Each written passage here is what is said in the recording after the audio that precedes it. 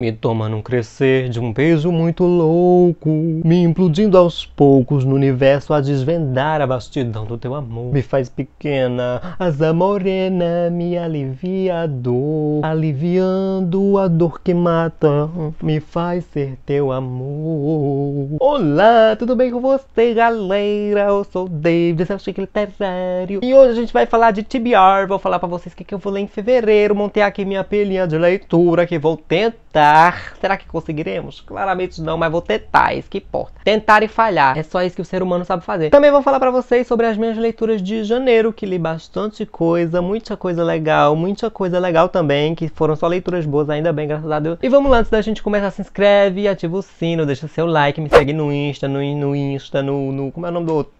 Insta, no Twitter. Se for comprar qualquer coisa pela Amazon, por favor, use meu link, tá bom, gente? Você não paga nada mais por isso, você me ajuda. Tem um grupo no Telegram onde eu coloco livros em ofertas e estou no Apoia-se a partir de R$5. Você entra pro meu grupo, que é o grupo da Tchequinha. A gente faz leitura coletiva lá, é muito legal. Entra lá, por favor, tá bom? R$5, porra. Entra lá. E é isso, vamos começar. Primeiro a gente vai falar das pilhas, depois eu vou falar dos livros que eu li em janeiro. E vamos embora. Bom, primeiro eu vou falar dos livros que eu não concluí em janeiro e vou tentar concluir em fevereiro, que são dois. O primeiro é esse aqui, gente, O Jogo da Amarelinha, do Júlio Cortázar. Esse livro aqui tá na minha pilha de 12 livros pra ler em 2022. Vou tentar ler pelo menos um dessa lista, e o que eu estou tentando é esse, O Jogo da Amarelinha. Mas, gente, vou ser sincero pra vocês, tá difícil. Eita porra. Esse é um livro que eu achava que era sobre a Segunda Guerra Mundial, por me enganei completamente, que não tem nada a ver. É sobre um casal, não é bem um romance, mas é um casal que tá ali, eles são imigrantes, eles estão ali em Paris, estão tentando fazer a vida lá, e é um livro, gente, extremamente culto. A cada 12 palavras, 10 são em francês, 5 são, sei lá, uma escola literária, um tipo de pintura, coisa de renascentismo, de cubismo. Aí me joga um autor que eu nunca vi na minha vida, um tipo de dança que eu não conheço. Gente, sério, pelo amor de Deus, tem que ter um QI muito acima da média pra entender esse livro aqui. Entretanto, tô gostando, até o momento que eu tô lendo esse livro. Tô entendendo alguma coisa? Não tô entendendo porra nenhuma, mas tô gostando, e é um livro bem complexo. É realmente um jogo da amarelinha. Do capítulo 70 vai pro 1, do capítulo 1 vai pro 2, do 2 vai pro 100, do 100 volta pro... Enfim, uma coisa meio louca. Muito doido esse livro aqui, tem que ter muita coragem, mas eu sou corajosa. Prazer, Xena, a princesa guerreira. Tô aqui lendo essa porra e vamos ver se eu termino, acho que não. O outro que eu comecei em janeiro, não consegui concluir, mas vou concluir agora, vou tentar, né, concluir em fevereiro, é esse aqui, ó. O Tempo e o Vento, volume 2, do Érico Veríssimo. O Retrato, essa é a segunda parte da trilogia, que na verdade não é uma trilogia, são 7 livros, mas essa é a segunda parte dessa história. É um livro que vai falar sobre a construção do estado do Rio Grande do Sul. A gente vai vendo as cidadezinhas com o passar do tempo, desde a sua fundação até o momento em que, sei lá, chegam as tecnologias, que é o caso desse segundo livro aqui. No primeiro livro, as cidades estavam sendo construídas, tinha muita guerra e tal. Aqui a gente já tem um Rio Grande do Sul bem avançado, já tem linha ferroviária,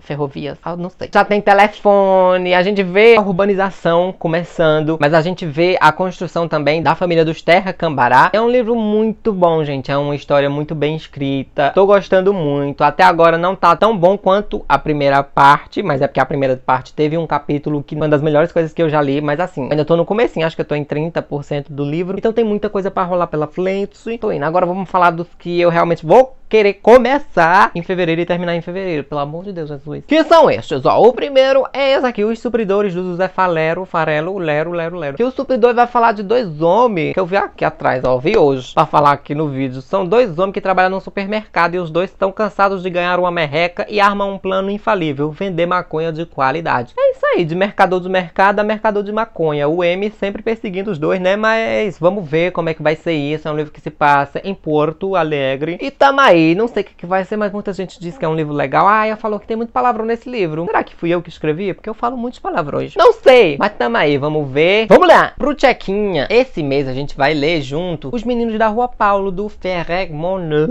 Esse é um livro muito importante na cultura holandesa. De onde é que é essa porra desse livro? É do... Holanda! Acertei! É Holanda. É literatura infanto-juvenil húngara. É um livro húngaro. Eu não vejo muita gente do Brasil Brasil lendo esse livro ou conhecendo esse livro, então a gente vai ler esse livro aqui esse mês, vai falar desse grupinho de amigos, né? E esse grupinho vai ter uma rixa com outro grupinho de meninos ali da rua, e daí vai ter gente que vai debandar de um grupo pra outro, vai ser essa coisa meio de um defendendo seu território. A época em que esse livro foi escrito, sei lá, acho que na época da guerra, não sei, gente, mas enfim, deve ter algo mais profundo do que isso pra gente discutir na discussão, e a gente vai ler, eu quero muito ler, quero que seja legal, e aí tchau. Entra no check-in pra tu ler também, viu?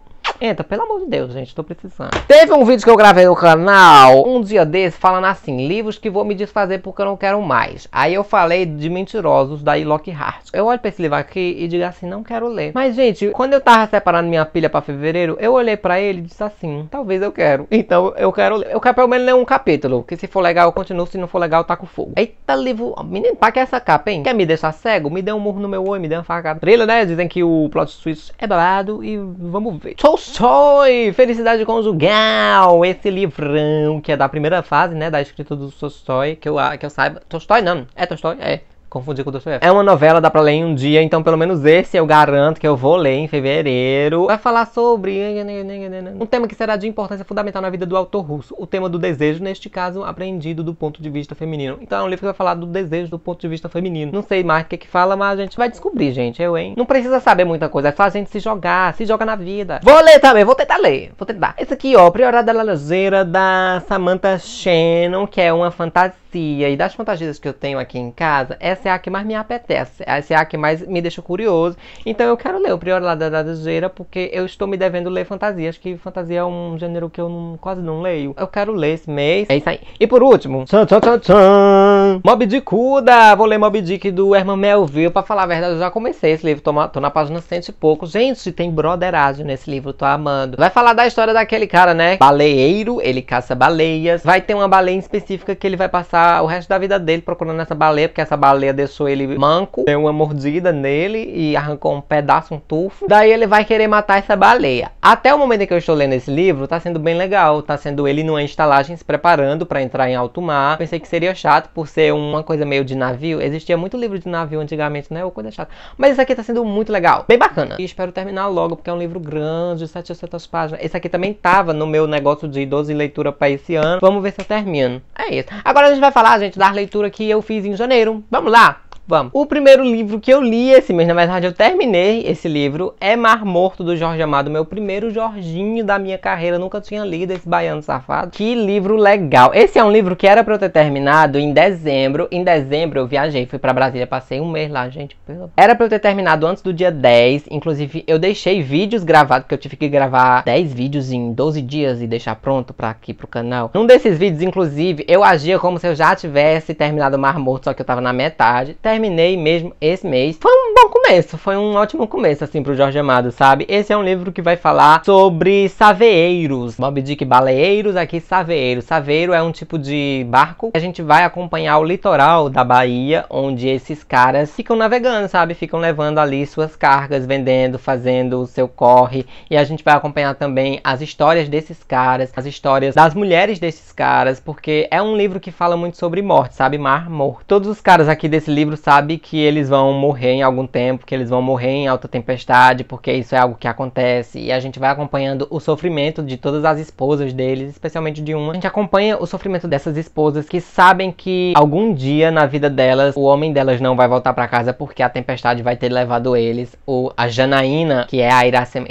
É Iracema? Iemanjá. A Iemanjá vai levar eles pro mar, vai trazer eles. É um livro que trata muito disso, sabe? Dessa coisa da Iemanjá. É um livro, gente, que se repete muito. Sinceramente, não tem duas frases que passam nesse livro sem que a palavra mar apareça, ou sem que a palavra Iemanjá apareça, ou sem que a palavra morrer apareça. Mas o Jorge tem uma escrita tão legal que não cansa. Sabe aquele seu amigo de infância que vocês dois estão num momento muito diferente da vida? Talvez um tenha, sei lá, se mudado e você tá em outro lugar também. Só que sempre que vocês se falam, por mais que vocês não tenham novidade pra contar, vocês sempre ficam lembrando dos momentos que vocês dois viveram juntos, e é sempre a mesma coisa. Só que mesmo assim você se interessa pelo assunto, você gosta de lembrar daquilo. Esse livro é tipo isso, sabe? É sempre falando sobre o mar, sempre falando sobre a morte, a possível morte deles, que uma hora vai chegar. Sempre falando sobre a Iemanjá, que uma hora vai puxar os marinheiros. E mesmo assim é legal, mesmo assim é bonito, mesmo assim é poético. Estranho também, muitas horas, porque a Iemanjá é descrita como mulher dos navegantes e também como mãe. Então, tem momentos desse livro que esse livro chega a ser incestuoso. E é incesto, assim, de mãe de filho mesmo. Então, é uma coisa estranha. Mas a gente acompanha esses personagens, a gente conhece as histórias desses caras que viajam por aí pelos mares, se aventurando, trazendo novidades pra orla da Bahia. E é um livro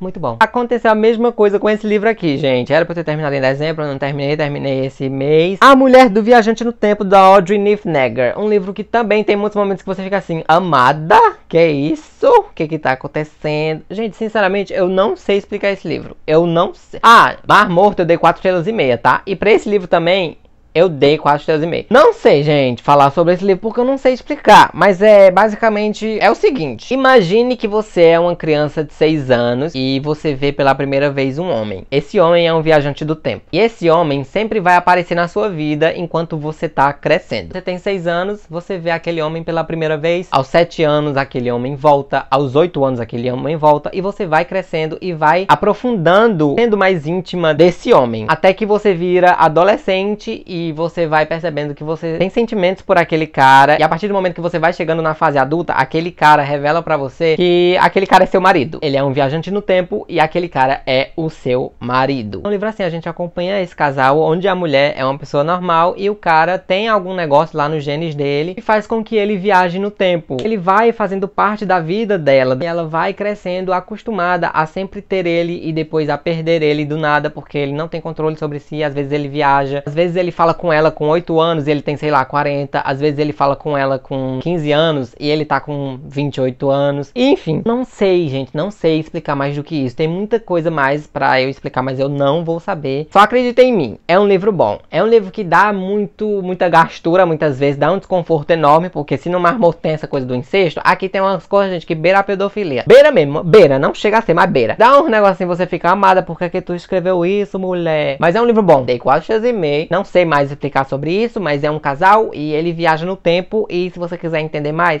leia, porque lendo você entende. Se eu falar, eu não vou saber explicar, mas eu gostei. 4,5 estrelas. Aí eu li um HQ também, gente. Li Solitário, do Chabuté. Essa foi uma HQ muito belíssima. Eu gostei. É uma HQ que não tem muitas falas. Aqui tem falas, mas é uma HQ que geralmente não tem muitas falas. Que vai falar sobre coisa marítima também. Eita porra, Mar Morto, Moby Dick, Solitário. Tô muito marítima, tô muito piranha. É uma HQ que vai falar sobre um farol. 2 marinheiros vão todos os dias até esse farol. Todos os dias não, acho que um dia na semana, não sei. Deixar suprimentos, deixar mantimentos ali naquele farol. Eles param lá. Esse farol é bem afastado das pessoas, do chão firme, né? Eles vão lá, deixam uma caixa e eles vão embora. Daí um desses 2 marinheiros, ele é novo no pedaço. Recém-chegado lá na companhia, lá na empresa, jovem aprendiz, ele diz assim: o que a gente faz aqui? Por que a gente deixa essas caixas? Aí o outro cara fala: ah, essa caixa é pra esse cara. O pai dele vivia aqui com a família e antes deles morrerem, o pai me deu dinheiro pra sempre deixar mantimentos pro filho dele. Daí o outro cara acha isso estranho e pergunta: mas ué, e cadê esse filho? Por que a gente nunca viu ele? Como que ele é? E por que ele não sai daí? Daí o cara fala: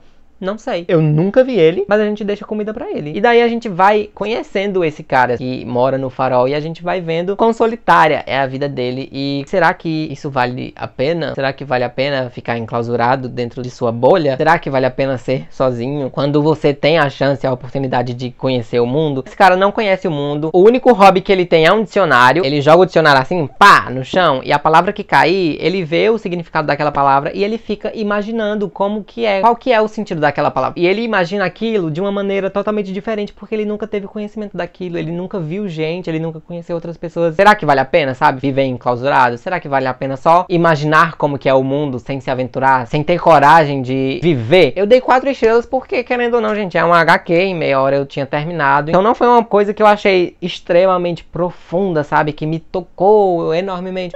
Não deu tempo, mas é uma HQ bem bonita, é uma HQ que você fica reflexivo, você pensa alguns pensamentos, não pensei vários pensamentos, mas pensei alguns. E é um HQ, assim, muito bonitinha. Gostei demais. Chabutê, beijo pra tu. Esse livro aqui, gente, se vocês me amam, vocês vão botar isso aqui na wishlist, porque é muito legal. A Cabeça do Santo, da Socorro Acioli. A Socorro é de Fortaleza. Pra quem não sabe, eu sou cearense. Eu moro numa cidade chamada Juazeiro do Norte. Esse é um livro que se passa em Juazeiro... Quer dizer, não se passa em Juazeiro do Norte, mas tem muito de Juazeiro do Norte nesse livro. O personagem principal é um cara que sai de Juazeiro do Norte e vai pra outra cidade do Ceará. E, enfim, gente, antes de eu entrar mesmo na história, fiquei muito feliz, sabe, de ter um livro que me represente de algum modo. Juazeiro, acho que é a segunda cidade maior do Ceará. É a segunda maior capital religiosa do país. Então vem muita gente pra cá por conta do Padre Cícero. Mas eu nunca tinha lido nada sobre Juazeiro, sabe? Então eu fiquei com o coração muito quentinho de ler aquelas coisas e saber do que aquele cara tava falando, de entender, saber onde eram os bairros onde aconteciam aquelas cenas. Então fiquei muito feliz, é uma coisa muito mimosinha. Mas enfim, esse livro vai falar sobre... Esqueci. Samuel. O Samuel, ele é um cara que perdeu a mãe. E a mãe dele era uma mulher, assim, meio vidente. Ela tinha umas coisas do sexto sentido. Ela, inclusive, adivinhou o dia da morte dela. E ela disse assim: meu filho, eu tenho 3 pedidos pra você. Primeiro, faça isso, isso e isso. Segundo, faça isso, isso e isso. E o terceiro pedido que eu tenho pra ti é que tu vá ver a tua avó. A tua avó mora na cidade tal, então você vai pra essa cidade. E daí ele vai a pé, gente. É uma cidade longe pra caralho. Ele passa, sei lá, 27 dias andando a pé. Ele vai até a casa da avó. E a casa da avó é numa cidade que não tem ninguém. Tem muita gente, inclusive, morta em algumas das casas, porque todo mundo foi embora. É uma cidade inteiramente abandonada. A mãe dele era separada do pai, mas ele chega na casa da avó e diz assim: ei, vovó, me dá uma aguinha, mulher. Me dá uma cama. Ela assim: eu dou só a água. A cama, infelizmente, não vai ser possível. Mas assim, se tu entrar nessas brenhas, nesse matagal aí, tu vai achar um negócio. E daí tu dorme nesse negócio. E ele diz: porra, velho, safado, tu não vai me dar uma cama. Ela diz: não, vai tomar no seu cu. Aí ele...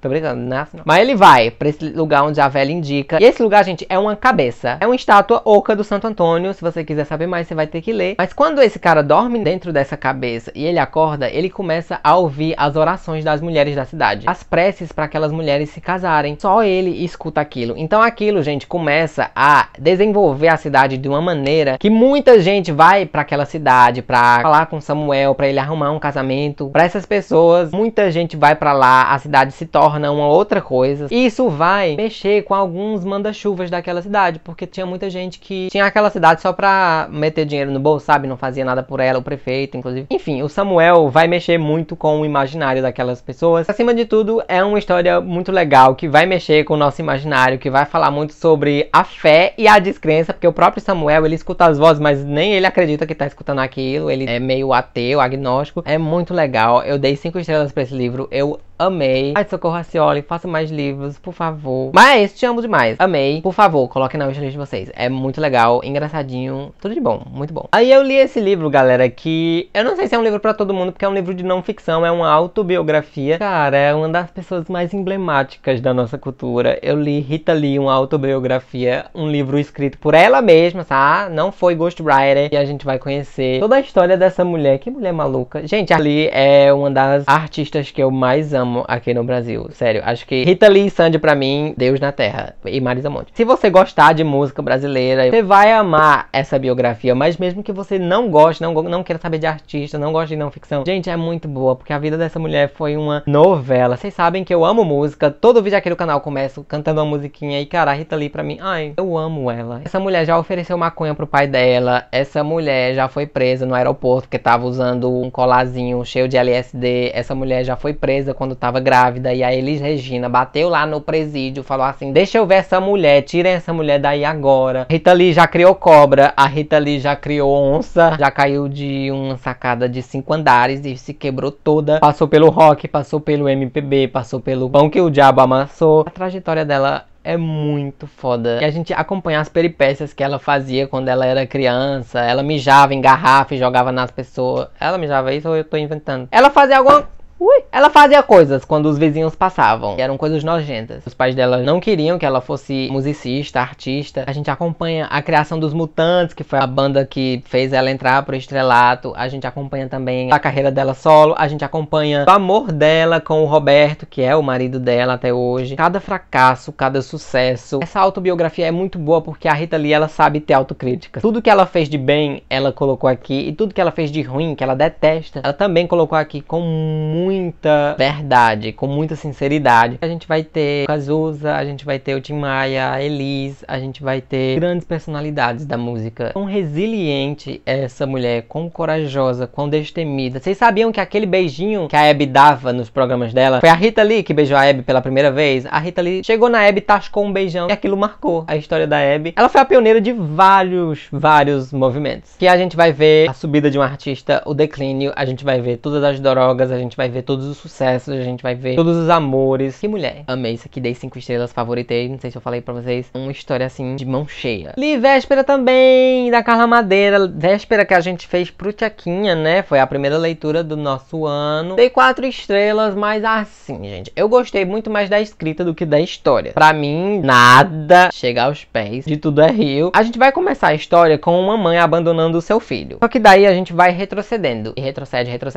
E a gente vai acompanhando 2 irmãos, um chamado Abel e outro chamado Caim. São irmãos gêmeos e a gente vai acompanhando o crescimento desses 2 jovens dentro da escola onde eles estudavam. A história deles é uma história babadinho. A mãe deles era uma mulher louca. A mãe dele tinha muito medo do nome deles. E ela não queria que eles se separassem de jeito nenhum. Só que teve um momento que eles tiveram que separar. Um deles, gente, é a pessoa modelo. É aquela pessoa que é boa em tudo que se propõe a fazer. É aquela pessoa que tem muitos amigos. É aquela pessoa que arranca sorrisos. É aquela pessoa que tem carisma. O outro é um zero à esquerda. Tenta, mas nunca conseguiu muita coisa. É aquela pessoa medíocre. E a gente vai vendo esses 2 irmãos idênticos crescerem e sendo tão desiguais que chega a dar pena. Eles vão se apaixonar pela mesma menina. E isso vai levar a babados muito grandes. É uma história muito bem escrita. É uma história também que o final do livro me pegou muito. O final ganhou muitos pontos comigo. É um final muito forte. Mas assim, é um livro que eu pensava que ia se tratar da criança, que ia tratar da mãe abandonando a criança. E por que ela abandonou a criança? O que a criança tinha feito para aquela mãe? Como que foi a criação dessa criança? Só que não foi nada disso. A criança mal apareceu. O desfecho também para mim foi muito rápido do porquê que ela foi abandonada e do que aconteceu com aquela criança. Eu queria saber muito mais daquela criança do que do Kael e do Abel e do Caim. Achei também que a Carla se demorou muito na parte em que os meninos estão estudando. Nossa, não passava, sabe? Eles não conheciam logo as mulheres que iam se tornar as esposas deles. Eles não tiveram logo filhos. Pra mim demorou muito aquilo. É um livro pequeno, tem menos de 300 páginas, mas foi um livro que demorou pra ser lido, sabe? É um livro bem denso, bem caudaloso. Palavra bela. Que palavra bela, nem sei o significado, mas eu tô falando. Não dá pra chamar esse livro de ruim, mas simplesmente foi bem menos interessante do que eu achei que seria. Dei 4 estrelas pela forma da escrita, que é sempre muito bonita, afinal, Carla Madeira. Mas de gostar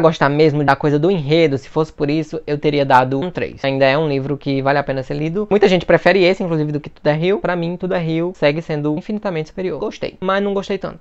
Mas gostei. Gente, eu fui luz. Eu inventei uma tática que pra mim é uma tática maravilhosa. Vocês lembram de Mentirosos? Então, é de uma tática que eu inventei pra mim. É o seguinte, todo mês eu vou me propor a pegar um livro e colocar esse livro na minha pilha de leituras. Só que esse livro tem que ser um livro que eu jamais me imagine lendo. Pelo menos não num futuro assim próximo. Então, eu tava vendo minha estante e pensando assim, porque eu já tinha terminado as pilhas de leitura que eu me propus a ler em janeiro. Só restava mesmo aqueles 2 livros grandes que eu falei pra vocês. Só que eu queria ler outra coisa, um livrinho pequeno. Então fui vendo e tinham livros até que eu queria ler muito. Só que eu me deparei com Jane Austen, a Abadia de Northanger. E era um livro assim que eu não me via lendo esse ano. Não me via, gente, jamais lendo Jane Austen em 2023. Só que eu peguei pra ler e li um capítulo e, gente, que livro engraçado. Esse livro é engraçadíssimo. Vai falar da Catherine, que é uma menina ali que sai de sua casa, que vai passar um tempo, uns meses, de hóspede em um lugar chamado Bath.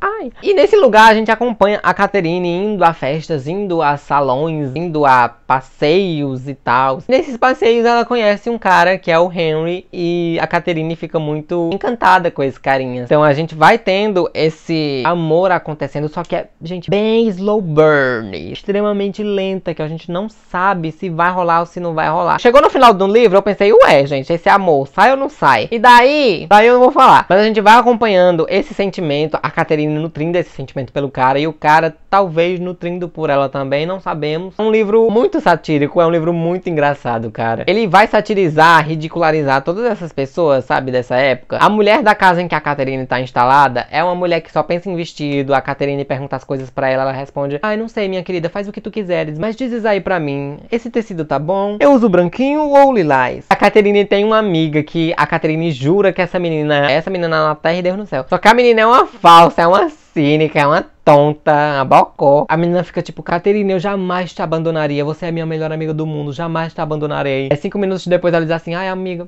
tô tão cansadinha, beijo. Chega na Catherine e diz assim: amiga, tu é minha melhor amiga. Eu tenho outra amiga até, que é a menininha ali, sei lá, a Alice. Jamais falaria mal de uma amiga minha, jamais. Amo vocês duas, mas amiga, a Alice é um porre, chata que só.